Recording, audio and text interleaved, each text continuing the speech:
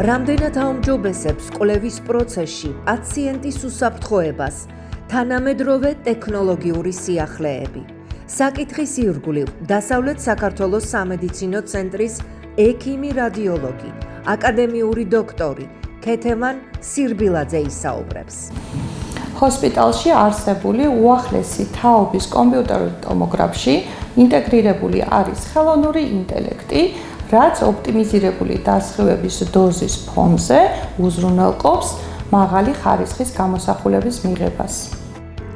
ახალი თაობის რენტგენოლოგიის მნიშვნელოვანი ასპექტები. ტელემაყურებლებისთვის საინტერესო კითხვებს დასავლეთ საქართველოს სამედიცინო ცენტრის ექიმი რადიოლოგი ლია გიორგაძე უპასუხებს. ჩვენი კლინიკა აღჭურვილია უახლესი აპარატით. ეს არის ინოვაციის ლიდერი რენტგენოლოგიაში Shimadzu Sonial Vision G4.